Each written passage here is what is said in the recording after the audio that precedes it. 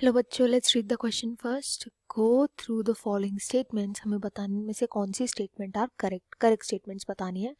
तो यहाँ पर जो की कॉन्सेप्ट यूज़ किया जाएगा, देखो ये सभी स्टेटमेंट्स जो है ना, ये with respect to genetic inheritance बोली गई हैं. जेनेटिक इनहेरिटेंस जब हम इनको रीड करेंगे तो इनके साथ साथ इनका मीनिंग समझेंगे.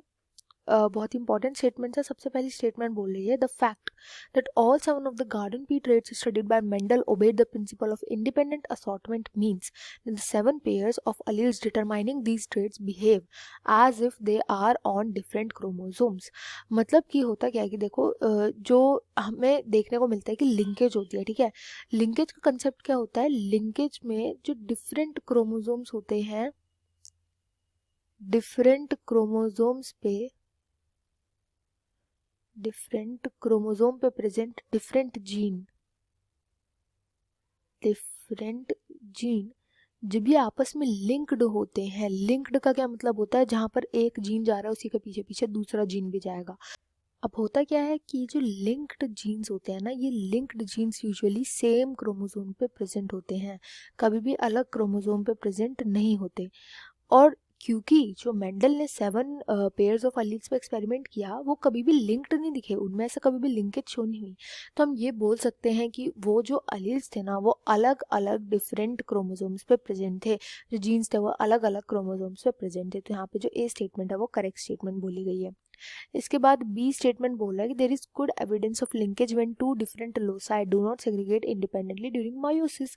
तो ये भी एकदम करेक्ट स्टेटमेंट है कि लिंकेज का जो हमारे पास एविडेंस है वो कहाँ से आया है? जब ड्रोसोफिला पे रिसर्च वर्क हुआ मॉर्गन के थ्रू, जब ड्रोसोफिला मेलानोगास्टर जो कि फ्रूट फ्लाई है हमारी, जब उस पर रिसर्च वर्क हुए तो उससे पता चला कि कई सारे ऐसे डिफरेंट लोसाई पे प्रेजेंट ऐसे जीन्स हैं, ऐसे अलील्स हैं जो इंडिपेंडेंटली असॉर्ट नहीं होते. मतलब जहाँ पर फॉर एग्जांपल अगर मेरा जीन 1 है और जीन 2 है, ठीक है, ये मैंने मान लिया आपस में लिंक्ड है, तो जिस जगह जिस गैमीट के अंदर जीन 1 जाएगा उसी गैमीट के अंदर जो है जीन 2 भी जाएगा. ये सिंपल सी बात बोलता है लिंकेज.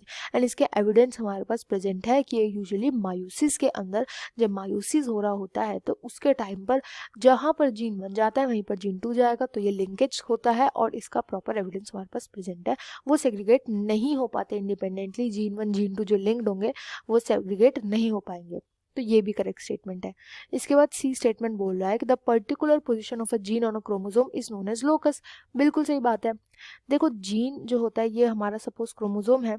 अब कौन सा जीन किस जगह पे प्रेजेंट है, उसकी पोजीशन क्या है. तो जब हम पोजीशन की बात बोलते हैं तो हम बार बार पोजीशन वर्ड ना यूज करके हम लोकस वर्ड को यूज करते हैं. तो ये भी एकदम करेक्ट स्टेटमेंट है. इसके बाद डी स्टेटमेंट बोल रहा है कि frequency of crossing over between any two linked genes proportional to the distance between them. और ये भी बिल्कुल करेक्ट है. तो देखो फ्रीक्वेंसी ऑफ क्रॉसिंग ओवर का मतलब क्या होता है कि जो लिंक्ड जीन्स हैं, क्रॉसिंग ओवर हमें कहाँ पे देखने को मिलता है? क्रॉस ओवर देखने को मिलता है जब मायोसिस होता है.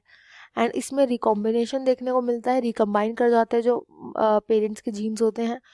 और ये जो फ्रीक्वेंसी होती है क्रॉसिंग ओवर की किसी भी दो लिंक्ड जीन के बीच में, कि कितना ज़्यादा जो है वो क्रॉस ओवर होने के उनके चांसेस है, कितनी उनकी फ्रीक्वेंसी है, ये जो फ्रीक्वेंसी होती है ये डायरेक्टली प्रोपोर्शनल होती है to the distance between them.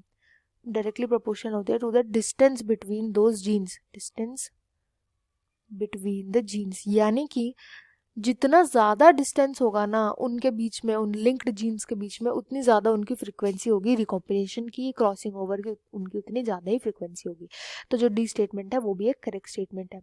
अब ई स्टेटमेंट यहाँ पे बोल रहा है कि a man who carries an X linked allele will pass it on to all of his daughters. तो देखो ये आप हमेशा ध्यान रखना है, एक हम क्रॉस के थ्रू भी समझ लेते हैं.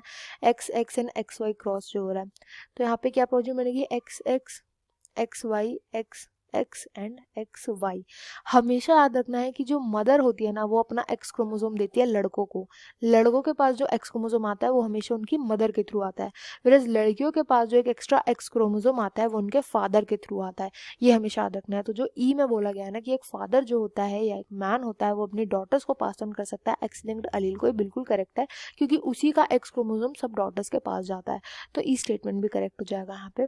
एफ स्टेटमेंट में बोला गया कि Thomas and Morgan best remember किए जाते हैं for his discovery and explanation of crossing over and recombination. That is also correct.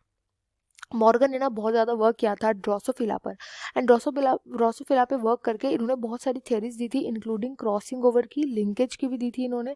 Crossing over का पूरा कंसेप्ट समझाया था। क्रॉसिंग ओवर का मतलब क्या होता है कि मायूसिस के अंदर एक ऐसा स्टेज आता है जब male parent and female parent के जो जीन्स होते हैं ना वो आपस में एक्सचेंज हो जाते हैं।